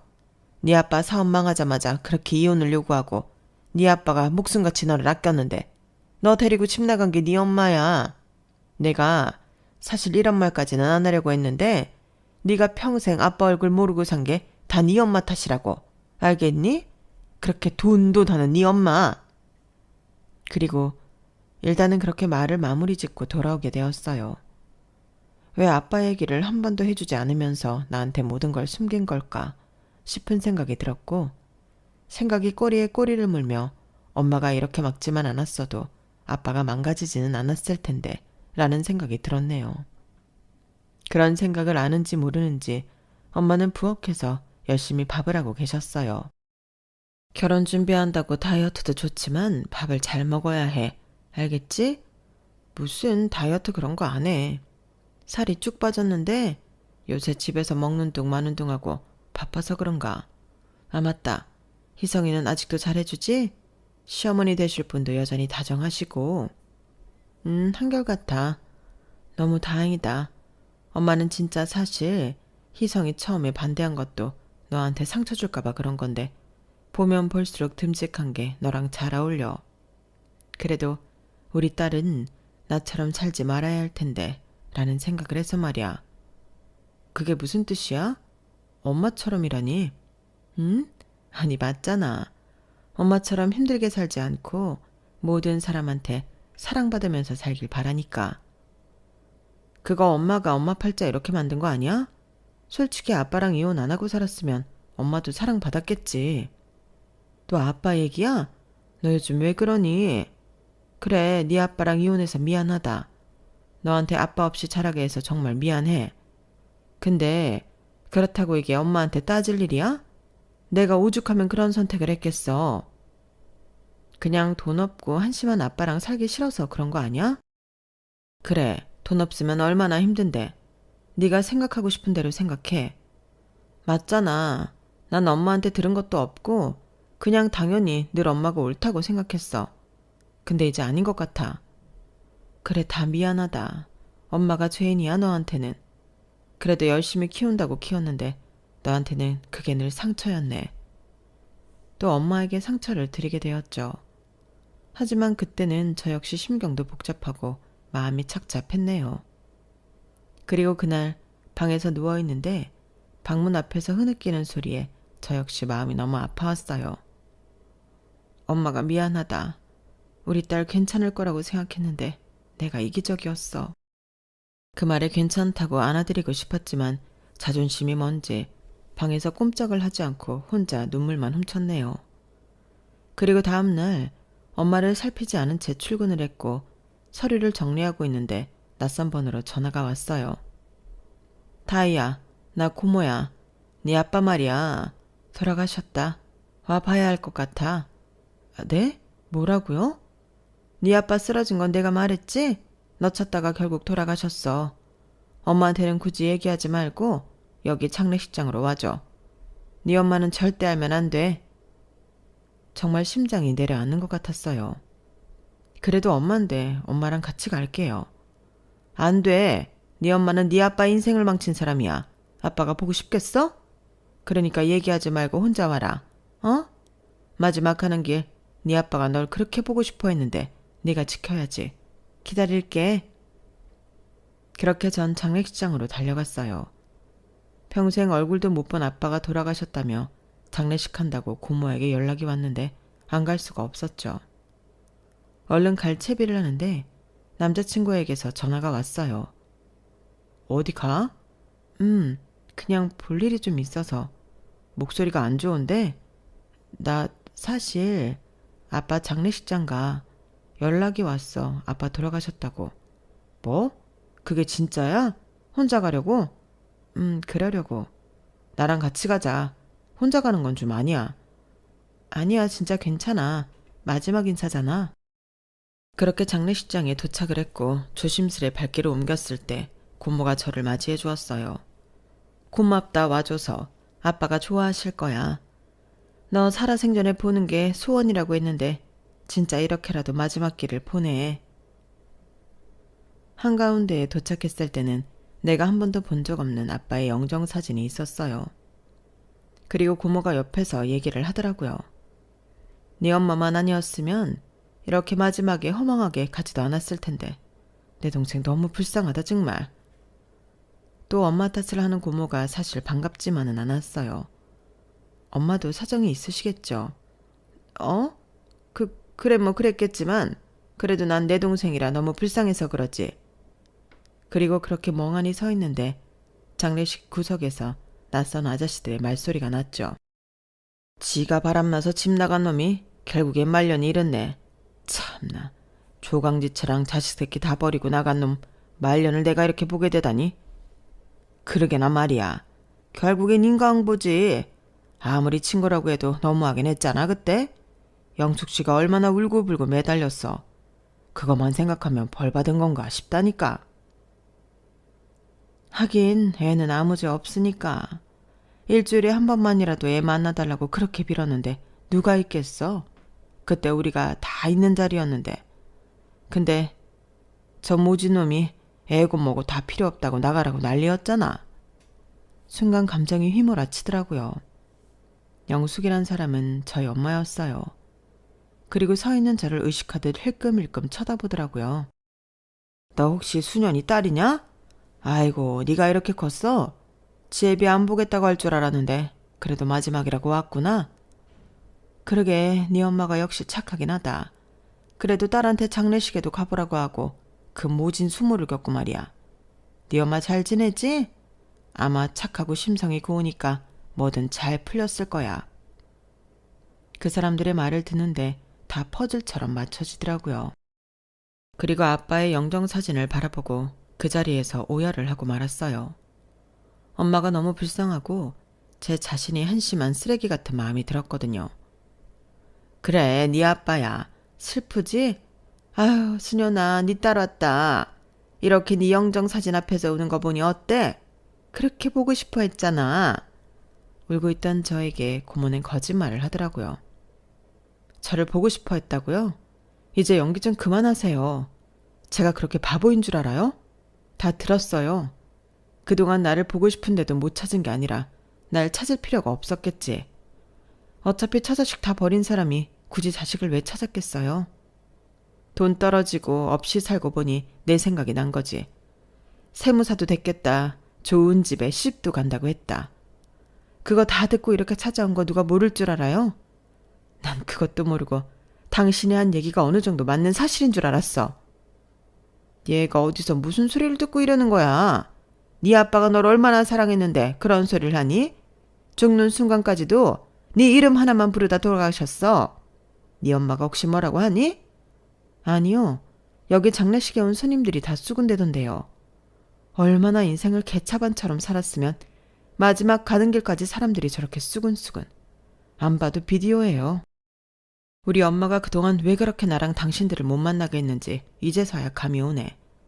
내가 흘리는 눈물은 저 사람 때문이 아니라 그런 걸 겪어도 날 잘 키워내려고 했던 엄마가 너무 불쌍하고 안쓰러워서 흘리는 눈물이에요. 아셨어요? 다신 볼 일 없을 겁니다. 당신들 나 찾을 양심 없어요. 그러니까 지금까지 그래왔던 것처럼 조용히 사세요. 빚쟁이는 아빠 빚도 갚아달라고 했죠? 아니요. 전 그런 아빠 둔 적 없고 저한텐 아빠는 없는 사람이에요. 제 말에 고모는 제 바지가랑이를 붙잡았어요. 여기 누가 그런 소리를 하니? 네가 들은 건 오해야. 내가 말했잖아. 네 엄마 보통이 아니라니까? 네가 몰라서 그래. 평생 네 아빠가 얼마나 바가지 긁히고 살았는데. 그 입에서 엄마 울리지도 마요. 그렇게 실랑이를 하고 있는데 멀리서 누군가 제 이름을 부르더라고요. 뒤를 돌아보니 제 남자친구와 엄마였어요. 그리고 제 엄마를 보고 놀란 고모였죠. 뭘 그리 놀라요? 내가 못 올 때 왔나요? 아니 너는 어떻게 여기를... 내가 다희한테 말하지 말라고 했는데 기어이 말했니? 제가 모시고 왔네요. 안녕하세요. 다희랑 결혼할 약혼자입니다. 참 기가 막혀서. 다희가 순진해서 망정이지. 지금 다희한테 무슨 말을 해가면서 다희 힘들게 하시라고 한 거죠? 저희가 모를 줄 알았나요? 아, 다희가 결혼할 사람? 일단 자네 나랑 얘기 좀 하지. 그래 잘 왔어. 안 그래도 다희 통해서 만나고 싶었는데 나 다희 고모야. 우리가 사실 힘들게 살기도 했고 지금 빚이 어마어마한데 다희 남편 될 사람한테는 이건 돈도 아니잖아. 안 그런가? 뻔뻔한 거 정말 그대로네요. 다희 아빠 바람나서 나 때리면서 매일 이혼하자고 했을 때 거드셨죠? 나 같은 사람이 다희 아빠 놔줘야 한다면서 오히려 부추기고 같은 여자로서 저한테 수치란 수치는 다 줬잖아요. 그래놓고 이제 와서 불쌍한 척 제 욕을 하면서 다희를 속이려고 해요? 아니 내가 언제 그랬어? 참나. 무슨 기억이 조작돼도 유분수지. 네가 내 동생 버리고 집 나간 거잖아. 다희야, 너 지금 이상한 소리 듣고 그런 거야. 내가 네 고모인데 왜 이런 거짓말을 하겠니? 딸도 필요 없고 와이프도 필요 없다면서 제발 이혼해달라고 짐 다 싸서 내쫓을 땐 언제고 이제 와서 불쌍한 척하다니 정말 역겹네요. 됐고 다희야, 다신 상종하지 말자 저런 인간들이랑. 엄마 미안해. 난 그것도 모르고 내가 너무했어. 다희야, 사실 내가 어머님이랑 뒤 좀 알아봤어. 저 사람들 진짜 인간도 아니더라. 나 버리고 딸 자식도 필요 없다고 하더니 이제 와서 세무사 딸에 잘난 집이랑 사돈 맺는다고 하니 무임승차를 하려고 해? 양심 없는 건 진작 알았지만 이 정도로 양심 없을 줄은 몰랐네. 내가 그때 어리기만 하고 아무것도 몰라서 당했지 이제는 안 당해. 나 예전 서영수가 아니라고 이것들아. 뭐야? 우리 눈 한 번도 못 쳐다보던 게 지금 우리 동생 장례식장 와서 깽판이야? 너 네 딸 주중에서 지금 나랑 뭐 어떻게 해보자는 거야? 그래 봤자 다이 내 핏줄이야. 알아? 너랑은 성부터가 다른 사람이라고. 그러니까 입 닥쳐. 언제까지 그렇게 자신만만하게 어머님한테 말씀하실 수 있는지 볼게요. 제가 지금 뭘 가지고 있는지 모르셔서 이러시나 본데 참 어마어마한 분들이시더라고요. 다혜가 상처받을까봐 걱정은 되지만 아무래도 다 오픈을 해서 정신을 차리게 해드려야겠네요. 희성씨, 그게 무슨 소리야? 내가 염치도 없지만 그래도 혹시나 너 잘못될까봐 희성이한테 알아봐달라고 했어. 미안하다. 너한테 상의를 했어야 하는데. 아니야. 어머님이 그러실 만하지. 돌아가신 네 아버지랑 저 고모라는 사람 사기 전까만 해도 시비범해. 네 아버지 너 말고도 자식들도 여럿이더라. 그리고 뿐만 아니라 첩실해 또 첩실해. 진짜 내가 경악했어. 그래놓고 널 못 잊은 척하면서 네 고모랑 이렇게 너한테 접근한 거야. 네가 그중 제일 잘된 자식이니까. 내가 내 딸이 이용당하는 걸 눈뜨고 볼 것만 같아요? 내가 어떻게 키운 딸인데. 역시 그랬군요. 설마 했고 저 아저씨를 말에 놀라긴 했는데 참, 그동안 그래도 아버지라고 불쌍하다고 생각했던 제 자신이 바보 같네요. 아니야 다희야. 너 저 사람들 말 믿을 거야? 지금 네가 너무 잘 되니까 네 엄마도 머리를 쓰는 거라고. 얼마나 못된 사람인데 그래. 네가 끝까지 우리랑 멀어졌으면 해서 저러는 모양인데 다희야, 네 아빠 진짜 불쌍한 사람이야. 하지만 그 말 끝에 장례식장에 있던 오래된 아빠란 사람의 친구분들이 나서시더라고요. 살다 내가 뭐 떠난 놈 일이라 가만히 있으려고 했는데 누나, 그건 아니죠.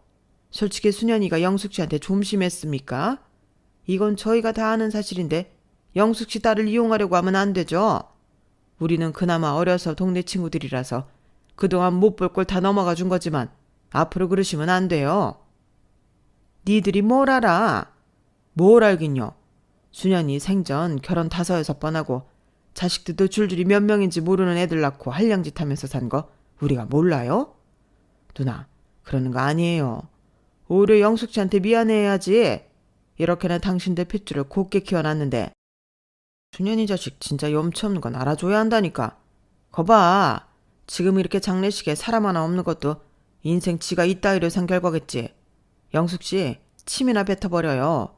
나도 이 자식이랑 뭐 친구로 엮였지만 진짜 안 될 놈이니까. 야, 가자. 그러니까 내가 오지 말자고 했잖아. 뭐 좋은 꼴 보러 온다고 여기로 오냐? 그래도 마지막 가는 길이니 와봤지. 역시나다. 누님도 그렇고 참 어찌 끼리끼리 지냈는지 옆에서 듣는데 내가 이렇게 화가 안 날 수가 있나? 사람들이 정도껏 해야. 아이고, 양심이 없어도. 에이, 니들이 안 닥쳐. 고모는 얼굴이 상기되어 화를 내셨고 저를 데리고 엄마와 남자친구는 나오게 되었어요. 그동안 제가 생각했던 것과는 모든 게 달랐기 때문에 제 자신이 참 멍청하다고 느끼게 되었고 엄마를 오해하고 미워해서 너무 죄송했죠. 엄마, 미안해. 정말 내가 할 말이 없다.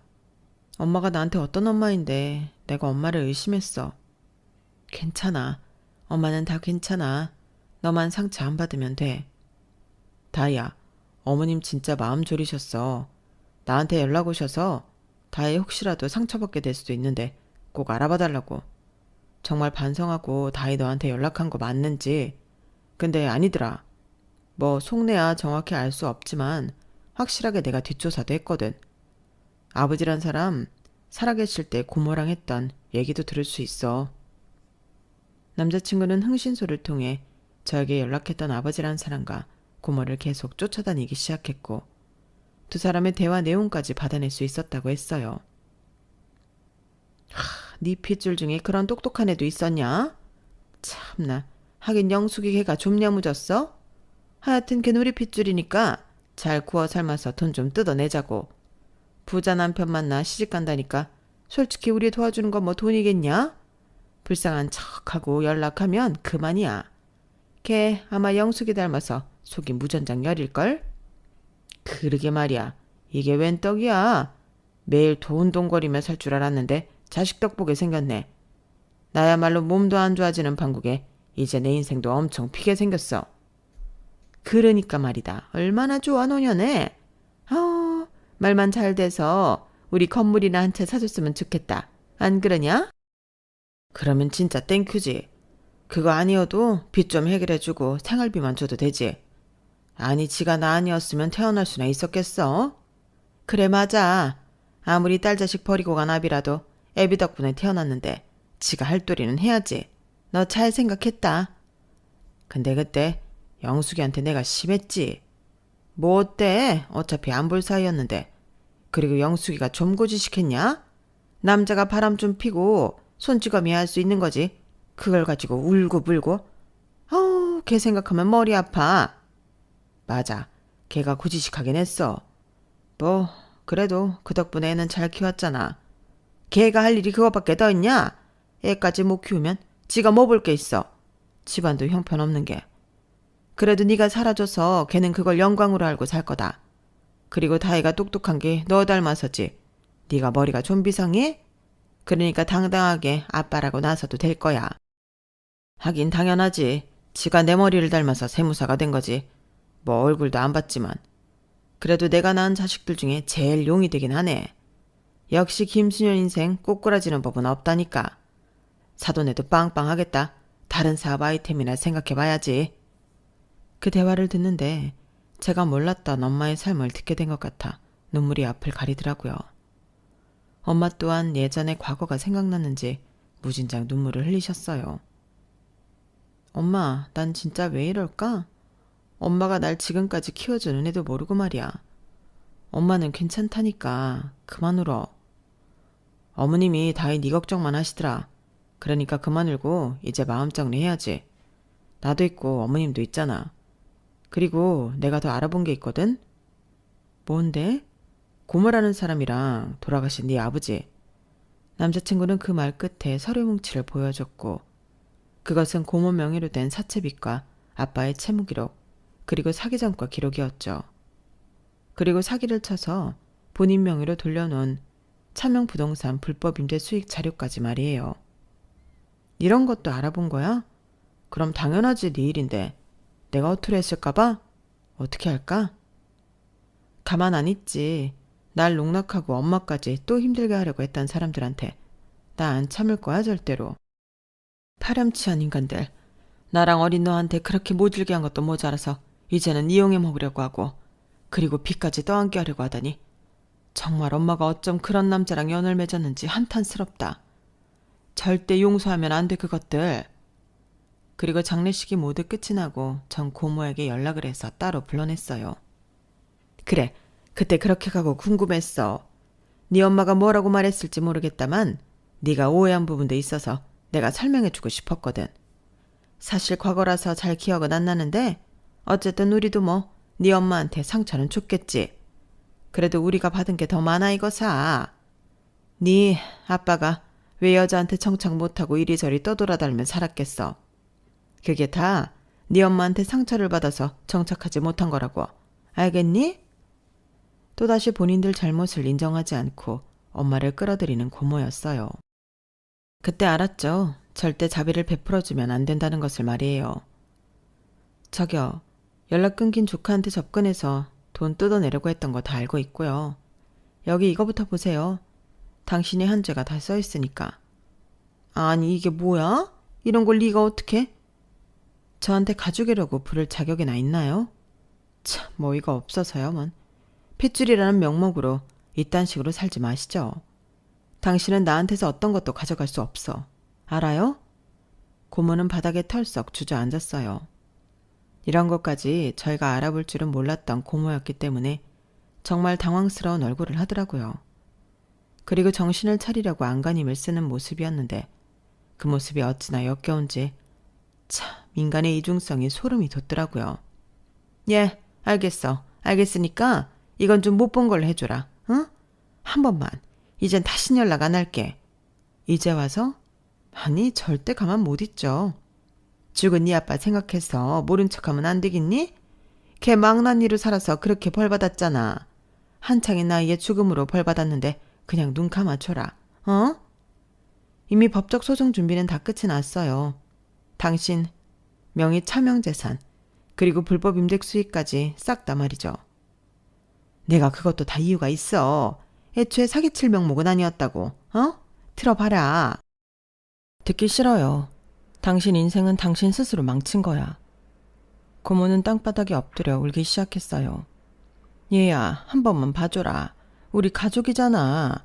네 아빠가 살아있었으면 얼마나 마음이 찢어졌겠니? 그러니까 그냥 아빠를 생각해서라도 봐주면 안 되겠어? 아빠라니 참 가당치도 않네요. 당신이란 사람들은 아예 끊어야 해. 핏줄이니까 봐줘야 한다? 아니, 핏줄이 내 등 쳐먹으려 한 걸 생각해야죠. 나한테도 엄마한테도 아무런 의미 없는 당신들 어디 한번 이제 당해보세요. 그렇게 고모는 검찰에 기소가 되었어요. 그리고 며칠 뒤 남자친구는 엄마와 저에게 맛있는 걸 대접한다며 식당으로 데리고 갔어요. 뭘 나까지 둘이 맛있는 거 먹지. 그런 게 어딨어. 엄마도 딤섬 좋아하잖아. 같이 먹어야지.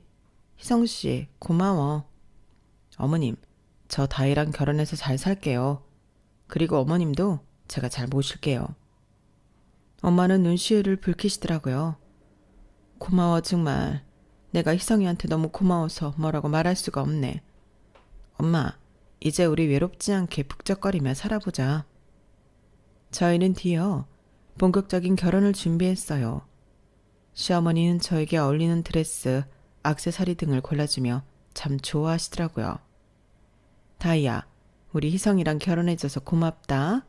내가 딸이 하나 있었으면 했는데 딱 다희가 들어와서 얼마나 기쁜지 몰라. 우리 정말 잘 살아보자.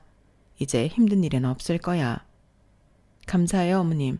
부족한 게 많지만 희성씨랑 어머님, 아버님한테 정말 잘하겠습니다. 저 부족한 게 많은 거 알아요. 그래도 노력할게요. 부족하긴 이렇게 분이 넘치는 며느리가 어디 있어? 똑똑하지, 지혜롭지. 나는 네가 참 좋다. 사람 냄새나서 정말 좋아. 그리고 시어머니는 곧 엄마에게도 고마움을 표시하였어요. 이렇게 혼자서 귀한 딸 예쁘게 자랄 수 있도록 해주셔서 감사합니다, 사돈. 제가 다이 더 귀하게 지낼 수 있도록 노력할게요. 아우, 안사돈이 이렇게 말씀해 주시니 정말 몸둘 바를 모르겠네요. 제가 더 감사하죠. 희성이 너무 멋있는걸요? 혼자 다이 키우시느라 눈물 꽤나 흘리셨죠? 이제 그 눈물 흘리지 않고 웃을 일만 있도록 저희가 해드릴게요. 감사해요, 사돈어른. 벅차오르고 행복했어요. 그리고 저희는 결혼식을 올리게 되었죠. 그리고 한 몇 달이 지났을까? 우편함을 열었는데 낯선 손글씨가 보이더라고요. 봉투 곁면에는 구치소라고 적혀 있었고 순간 눈살이 굉장히 찌푸려졌어요. 그리고 뜯어서 읽어보니 역시나 그 여자였죠. 다이야, 고모고 잘못했다. 네 아빠가 널 너무 보고 싶어 해서 그랬던 거야. 네 엄마는 여전히 네 옆에 있으면 도움이 안 돼. 고모는 네가 행복하기만을 바란다. 희성군이랑 잘 상의해서 이 고모를 빼낼 수 있는 방법 좀 구상해줘. 고모 부탁이야. 대략 내용은 이랬네요.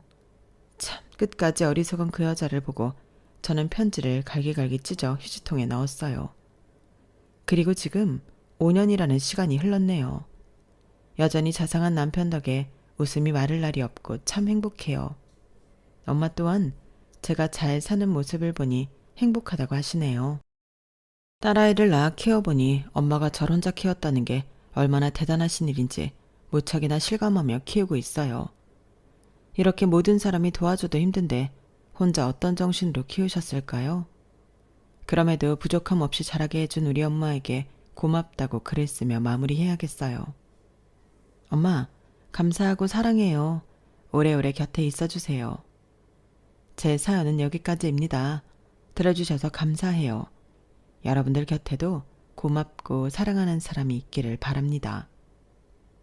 여러분, 사연 댓글에 응원과 현명한 조언 부탁드려요. 좋아요와 구독은 저에게 큰 힘이 됩니다. 오늘도 좋은 일 가득하세요.